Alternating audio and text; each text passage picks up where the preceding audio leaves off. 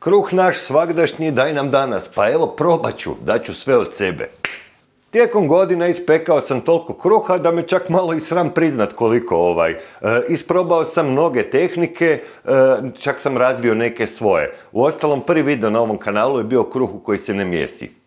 I sad kad smo već kod tog domaćeg rađenja kruha, najveći problem, barem meni, je bio održati svježinu, znači tak da i on drugi dan ostane svjež, da se naime ne ukruti, to jest da ne postane presuh i da sva vlaga ne izađe van, da se ne mrvi, da možeš i drugi dan jest da bude dobar. U svijetu bez okusa, jedan čovjek kuha za promjenu. Bez ponavljanja, bez scenarija, bez studija i bez kulisa. Samo lonac koji ne zna što ga čeka. Duh iz kuhinje. I evo, uspio sam nakon ne znam koliko godina da mi kruh i drugi dan ostane svjež, naime da se ne raspada, da ga možeš fino lijepo mazat, bude mekan i podatan, a kora ostane relativno hrskava. Mislim da nije u redu da to zadržim samo za sebe, pa ću podijeliti to sad s tobom. I sad da bi to uspio podijeliti s tobom, probat ću ne samo dati ti nekakav recept pa da ti samo slijepo pratiš to i onda ti to uspije ili ne uspije, nek da možeš prilagoditi sam sebi, tak da znaš kaj radi koji sastojak, tak da možeš napraviti svoj recept. Možda sam sad malo zakomplicirao, ali budeš vidio. Počet ću sa 500 grama običnog glatkog brašna, radim bijeli kruh, znači to će biti nekakva osnova. 500 grama brašna, potom računaš sve ostale sastojke. Za ovo će ti trebati vaga ako hoćeš ponoviti, to jest rekreirati isto ko ja. 500 grama. A sad kako sami kruh nastaje, neću previše ući u kemiju, znači bijelo brašno je glavni izvor glutena, znači kad ga povežeš s vodom stvara se gluten unutra, to je u principu, ajmo reći, armatura tijesta, on daje rastezljivost i kasnije omogućuje da zarobi one mjehuriće CO2, zato se u principu svako tijesto i digne. Također brašno sadrži nekakve enzime i šećere i oni pomažu, znači, da bi dali hranu. To jest enzimi razgrađuju te šećere u fermentabilne, tako da bi kvasac imao kaj jesti i da bi on uopće mogao stvoriti te mjehuriće i da bi se tijesto moglo dići. Bijelo brašno znači ima velik sadržaj glutena, a tih enzima i šećera pa i nema baš previše, to jest ovisi o kvaliteti brašna. Sad tebi treba više tih enzima da bi kasnije pomogao tome, tom doskočiš sa raženim brašnom. Raž je jedna žitarica vrlo slična pšenici, malo tamnija, ali po sastavu, ajmo reći, značajno drugačija, jer ima puno više tih enzima u sebi unutra, koji su ti potrebni da bi mogli razgraditi šećere koje će kvasac jest, ali ima puno manje glutena. I iz istog razloga ti, recimo, raženi kruh bude onak sabijen jer kvasac nema puno hrane pa se ne mre previše dići, budu tvrdi ti raženi kruhovi. E sad tebi je cilj malo ojačati samo ovo bijelo brašno, zato malo više hrane, to jest više tih enzima da bi mogli pretvoriti više tih šećera, da kvasac ima više hrane. Ja sam kroz godine shvatio da je recimo 10% optimalno. Uvijek računaš na početnu količinu brašna, znači ako ćeš raditi s kilom, 10% od te kile. Ta kila ti je omjer. Ja sam stavio pola kile, znači 10% je 50 grama. Dodat ću unutra samo tih 50 grama raženog brašna. Jer ako staviš puno više od tog, kruh će ti biti više sličniji raženom, a ako staviš puno manje, nema baš nekog velikog efekta. Moja preporuka 10%, a ti vidi. I sad imaš idealan miks ovog svog brašna, to jest mješavine za kruh. Sad na red dolazi voda, to jest hidratacija. Po meni idealna hidratacija je 70%, isprobao sam sa manje i više. U principu šta radi voda? Ako staviš više vode, vlage unutra, tijesto bude žilavije, ako staviš manje, bude sabitije i bude tvrđe. Po meni idealno 70%. Na ovih pola kilograma, to jest ovih 550 grama sad, 70% bi bilo nekakvih 3,5 deci. Uliješ unutra 3 deci, pola si ostaviš za kasnije i vidjet ćeš zašto. Sad sa nekakvom žlicom samo pomiješaš to unutra, tako da nemaš suhih dijelova brašna, da se sve namoči. Evo, otprilike ovako, to će biti skroz dovoljno, znači ne moraš mjesiti, bitno je da samo to sjediniš. Pogledaj.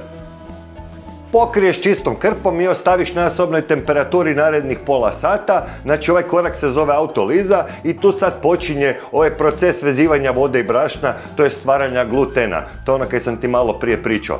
Daš mu nekakav start. Ja predlažem da ovo ne preskačeš, napravi svakako. E sad, zašto je to u stvari bitno? Kad staviš sad odmah kvasac i odmah zamjesiš tijesto i staviš da se diže, ne stigne se taj proces obaviti u tako kratkom roku koliko onaj brzi kvasac se radi. Zato ovih pola sata, ajmo reći, to je nekakvo kod zagrijavanje pred vježbu. Prije nek ideš vježbat, malo se zagriješ. Ovo je sad zagrijavanje za to brašno. Bude puno bolje kad radiš s tim korakom nego bez njega. Ukratko, morat ćeš puno manje mjesiti kasnije, tijesto će ti biti puno manje ljepljivo i bit će puno bolje. Malo strpljenja. Ovaj proces uči i strpljenju, nije sve u brzini. Kažu da je najbolji pekar vrijeme, tako da drži se toga. I evo pola sata kasnije, pogledaj, ništa se nije promijenilo, ali vjeruj mi, dešava se, znači gluten se počeo stvarati, radi svoje ono kaj treba, sad je vrijeme da kreneš dalje, znači sad tek možeš zamjesiti tijesto. Sad u onih pola decilitra vode koje ti je ostalo dodaš kvasac, ja koristim suhi, znači malo manje od ove vrećice cijele. Vrećica je 7 grama, ja dodajem nekakvih 5. Ajmo reći, da malo ostane. I sad dolazimo do toga zašto se uopće kruh suši, to jest isušuje. Logično je zato kaj voda izađe van iz njega, to je jedan od razloga. Drugi je zato kaj se šećeri u njemu, ajmo reći, stvrdnu i onda mrvice budu onako grublje i zato se oni mrvi. Da bi se to spriječilo, pekari koriste mnogi niz aditiva, dodataka i ne znam čega sve unutra. Recimo ova peciva kaj se kupuju kod nas po ovim centrima, kaj se peku po ovim velikim shopping centrima i po ovome, većina dolazi iz Poljske, iz uvoza, iz ne znam otkud smrznuto i ne bi vjerovao, u tim pecivima ima od 20 do 70 različitih dodataka. Nevjerovatno. Jedan od tih dodataka koji koriste i pekari je vitamin C, koji dolazi ovako u čistom obliku u prahu, može ga kupiti u DM-u, pogledaj, 100 grama, služi kao dodatak prehrani da se pije. Po meni to čak i nije loše, znači ja ne bi to nazvao aditivom. Ako već biram između tih 70, mislim da ovo uopće nije aditiv, to je čisti vitamin C. Nije organski, ali nema veze, opet posluži.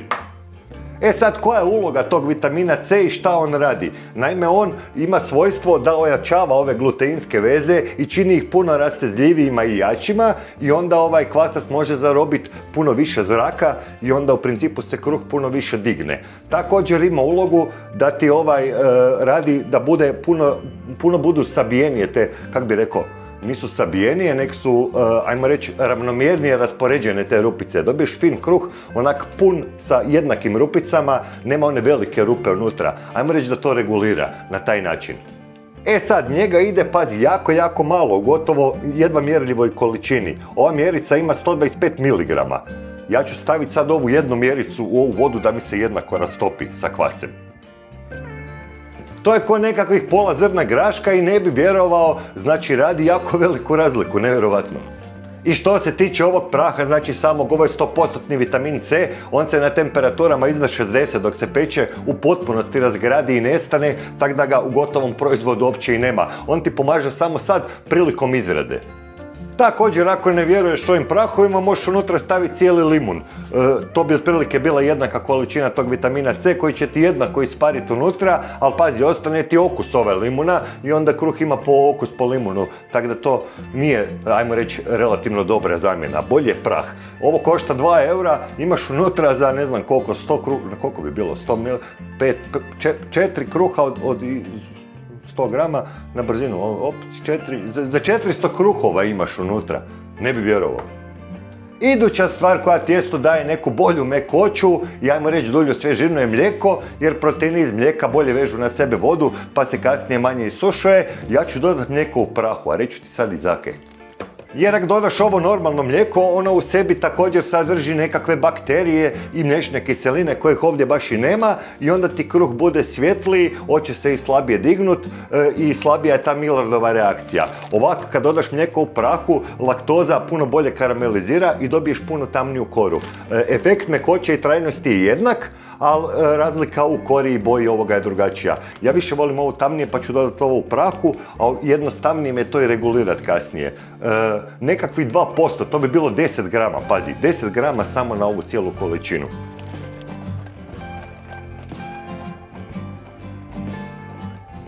To ajmo reći jedna puna žlica i to će biti skroz dovoljno da napravi ono kaj treba.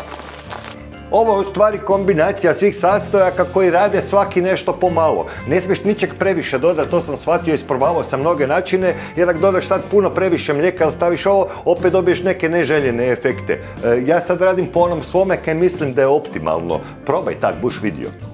I ostalo ti je dodati u principu još samo sol, ja ću dodati nekakvih 8 do 10 grama, ne smiješ ići preko 2% jer onda u principu ubiješ, spržiš taj kvasac i ne digne ti se, spriječi to. Do 2% je optimalno, 2% bi rekao da je nekakva gornja granica. Znači nekakvih, hajmo reći, 9 grama, to je malo ispod 2%, 1,7, to će biti skroz dovoljno. Malo više od jedne ove čajne žličice. Sad ti vaga više ne treba, dodaš unutra ove preostali dio ove tekućine sa kvascom i ovim vitaminom C. I fino lijepo rukom zamijesiš glatko tijesto. Ovo je skroz dovoljno. Kad si to ovak fino lijepo samo sjedinio kratko, možda 30 sekundi, dodaš unutra 10 grama maslaca. Pazi, dodaj ga tek sad na kraju, zato jer ga dodaš ranije, hoće ti masnoće iz maslaca napraviti nekakvu reakciju, onda ti ovaj gluten baš ne radi bolje. Maslac uvijek na kraju, znači pri ovom trenutku, sad. Maslac znači zbog toga uvijek dodaješ na kraju, a šta on radi? On naime daje nešto malo okusa, spriječava isušivanje i daje nekakvu dodatnu mekoću. Također ne smiješ ga dodati previše, po meni optimalno ovih 10 grama, u nekim drugim pecivima ide puno više jer tamo hoćeš te druge neželjene efekte, ovdje u kruhu su neželjeni i ne trebaju ti. Sad fino lijepo ovo umjesiš, pa narednih recimo 2 do 3 minute dok se ne prestane ovak lijepiti baš za ruku. To jest dok ti se ovaj maslac skroz ne rastopi i skroz nestane u tijestu, bilo bi dobro da je bio sobne temperature, ali zaboravio sam izvaditi ranije, tako da ok će biti ovak. Kao što možeš vidjeti, 70% je poprilično velika hidratacija i to tijesto je sad ljepljivo, ali takvo i treba biti ako hoćeš dobar kruh. Evo, fino sam ga istiskao ovak 1 minutu do 2, ne treba previše mjesiti zbog onog procesa autolize kojeg smo prije radili, ovo će biti više nek dovoljno. Sad ću uzeti samo malo brašna da skinem ovaj višak sa ruke. Evo viš. Izvadiš tijesto na malo oštrog brašna, vidiš gle. Čisto da možeš oblikovati kuglu. Lagano ga presavineš par puta. Tek toliko da dobiješ nekakvu kuglu, ne mora to biti niš precizno. Ovdje malo pobrašniš da ti se kasnije to sve ipak ne slijepi. Vratiš nazad u posudu. Kod ovako vlažnih tijesta ovakva neka lopatica ti je dušu dala. Fino lijepo to ubaciš nazad u posudu. Pokriješ ovak čistom krpom i ostaviš na sobnoj temperaturi pa nekakvih sat do sat i pol vremena da se fino lijepo digne. Ja volim staviti tu pećnicu zatvorenu, ugašenu, jer je tu recimo konstantan temperatura, nema propuha, nema ničeg, najbolje se digne. Sat vremena će biti i više nego dovoljno. Sat do sat i pol, ajmo tako to reći. Realno nemaš ti tu previše posla, tamo sam kratko zamjesio nekakvih 30 sekundi prije one autolize i sad 1-2 do 3 minute ovog miješanja, to sve skupa ti je 5 minuta posla. Ostalo je samo čekanje, treba vremena, niš drugo. Nadam se da sam dobro uspio opisati cijeli postupak i sastojke, to je zašto nešto stavljam i kad. Malo mi je teško jer ja ovo sve radim bez scenarija, ovak iz glave i onda nekad izostavim neke dijelove, zato ću ti kasnije u editu staviti popis tih sastojaka i koji, kada, kako i zašto, tako da možeš to prilagoditi svom receptu. A sad jedan duh iz kuhinje. Ajde.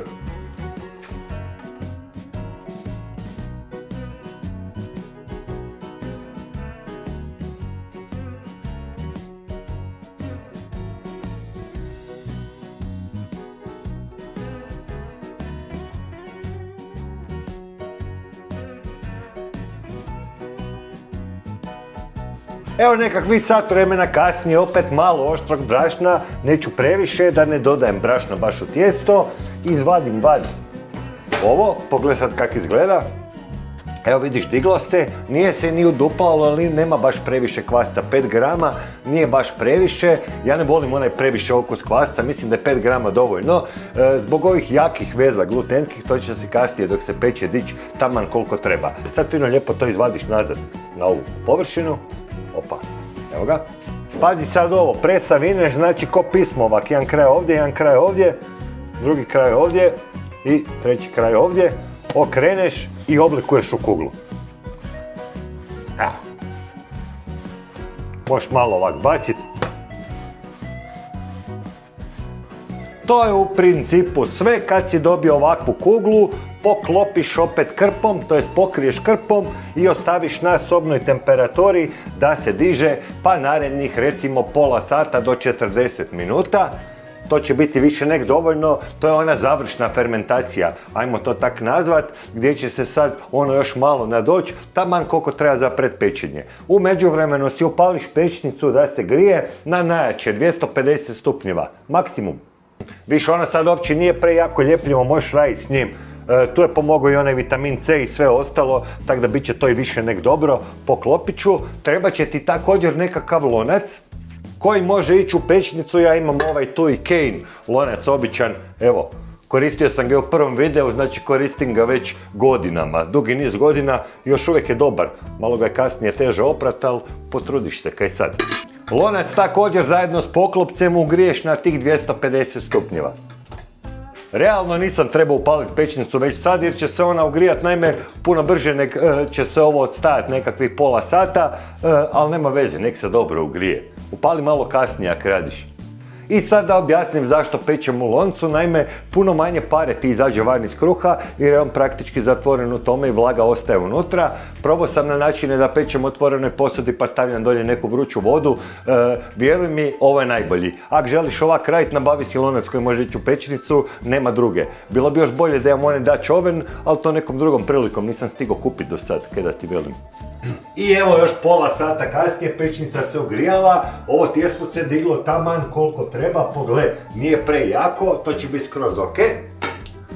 I sad slijedi onaj krucijalni trenutak, treba će ti nekakva rukavica, naime, i krpa, jer ovaj lonac je vruć unutra sad. Prije nego stavim peć, napravit ću samo nekakav uzorak na kruhu, ja ću ovak 4 crte, možeš jedan onaj rez da se po sredini raspukne, možeš ovak, kada znam, meni vizualno izgleda dobro ove 4, pogledaj. Znači ovak. Ko da kružić igra.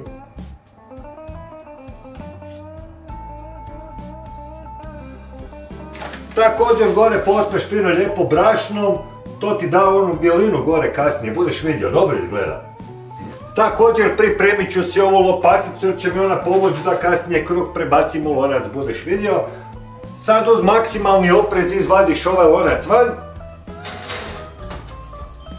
Opa, pazi poklopac vruć, jedanput sam ga primio golom rukom, ostao bez kože. I sad fino uz pomoć ove lopatice samo ubaciš kruh unutra ovako. Poklopiš nazad i vratiš peć narednih 25 minuta ovako poklopljeno. Ovdje imam kruh kaj sam pekao prije 3 dana, čisto da vidiš samo. Pogledaj, prije 3 dana sam ga pekao. Pogledaj ti ovo. On je još uvijek mekan, nije suh, a stoji vani samo u krpu zamotan. Probat ću ti odrezati da vidiš. Evo. Pazi, ovo je 3 dana star kruh, malo se lakše lomi, ali 3 dana star kruh, još uvijek mekan. I dobar. I zaboravio sam bio upalit mikrofon pa će ti zvuk biti malo lošiji sad ovih par sekundi, a kada radim. I evo 25 minuta kasnije mikrofon radi, sad ću samo otklopit, pogledaj sad dolje kako to izgleda, ne znam koliko ćeš vidjeti. Opa. Približit ću malo ovu kameru, pazi da ne primiš ovo vruće. Evo vidiš. I evo sad je on dobio blik koji ti treba, sad ga samo trebaš zapeć da dobiješ ovu čvrstu koricu izvana, zavisi koliko čvrstu hoćeš, znači nekakvi 10 do 15 minuta. Ja hoću onak poprilično onako koricu da bude fin hrskav izvana, pa ću to napraviti narednih još 15 minuta, 10 minuta ovak, a zadnjih 5 minuta ću škrinuti ovu pečnicu samo, tako da višak vlage izađe van, to će dati još čvršću koricu, jedna mala tajna. Znači 10 minuta ovak i zadnjih 5 samo lagano otklopiti, to je to. I evo ravno nakon 10 minuta on je fino lijepo dobio boju, ja ću sad samo lagano odškrinuti ova vrata ovak, pogledaj, stavit ću ovu kuhaču, tako da drži, temperatura lagano ide van, još par minuta ovak samo radi kore da para izađe van. Ako nećeš jako koru, ovaj korak preskoči, peci ga još 2-3 minute i gotovo. Ja ću još par minuta ovak. S tim da kad ovako škrineš ova vrata, ovo je još uvijek toplo, sad se već lagano ohladilo, kad škrineš ova vrata ovak, izađu van oni mirisi ko u pekari, nevjerovatno, strah me da mi susjedi neki ne dođu sad tu. I evo nakon ravno još 5 minuta u pečnici, gasim i vadim van, pogled, opa, miriši fenomenalno, izvadit ću ga sad samo van ovak na nekakvu rešetku. Pazi, lonac vruć. I kruh je vruć, ali dobro. Okrenem ravno i to je to. Miriši fenomenalno, izgleda još i bolje. Evo vidiš.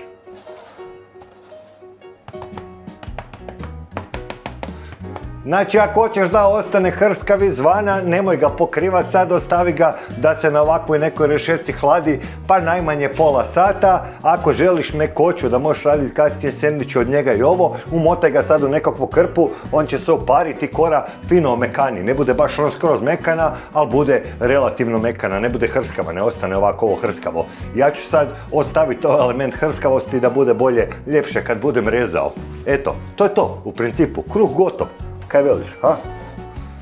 Uz ovakve sad to mirise, jako je teško se suzdržati da ga ne načmeš ovak toplog, ali dobro je pričekat ako hoćeš da ti stoji za drugi dan. Jer ako ga sad načmeš, vlaga ode van i onda se on kasnije ne rasporedi se sad podjednako unutar kruha i onda se on kasnije brže suši. Ako ga misliš pojesti isti dan, možeš ga načeti odmah, ne vidim tu problem neki. A ja ću ipak malo pričekat nek se on stabilizira pa da vidiš kakav je izunutra, za jedno pola sata. I ostaje samo vidjeti kakav je unutra, ja nemam sad onaj nož s onim zupcima pa da to fino lijepo hrskavo zvuči, imam ove normalne, mi ono ne koristimo, ali evo slušaj. Osto je hrskav relativno izvana, nije pretvrd, ja ne volim da bude sad pretvrda ona kora, ali ovak, optimalno. Prepolovit ću sad da vidiš kako to izgleda.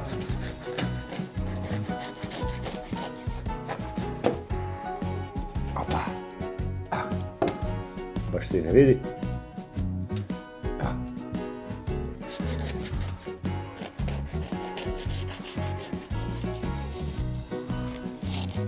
I pokriješ čistom krpom, ja ga tak i čuvam, znači nikaj. I evo vidiš, to je to, fin je bijeli kruh, fino je razabran, nema prevelike one rupe, onaj vitamin C je svoje odradio, on se fino digo, kruh je mekan, evo vidiš, tu ću odlomiti komad da probam. Ukusan, još uvijek je topal, treba sam još malo ostaviti da se ohladi, ali nema veze. Da usporedim s ovim 3 dana starim, ovaj malo zgusnuti jer sam metno recimo 20% raženog brašna, ovdje sam ipak stavio manje za snimanje. Pazi, kruh je relativno sočan, ima vlage o sebi, zbog toga ostane i drugi dan jako dobar. Gle, po meni jedan domaći kruh za doma koji ćeš jesti sutra, jako dobra stvar. Gotovi kruh ti ima negdje oko 820 grama, vago sam, ako ćeš raditi po ovom točnom receptu. Znači za jedan domaći kruh koji će i sutra pa čak i preksutra biti ovakav, ja mislim da ovo skroz ok rezultat, čak jako dobar.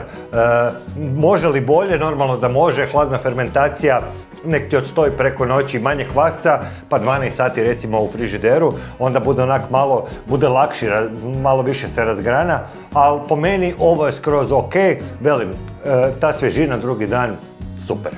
Također tu je kruh sa kiselim tijestom, ali to je jedna druga priča, o tom neki drugi put, malo sam oduljio i s ovim. Nadam se da ti nije bilo dosadno, ako nisi pretplati se na kanal već ili pogledaj koji još od mojih videa. Ajde vidimo se neki drugi put. Bok!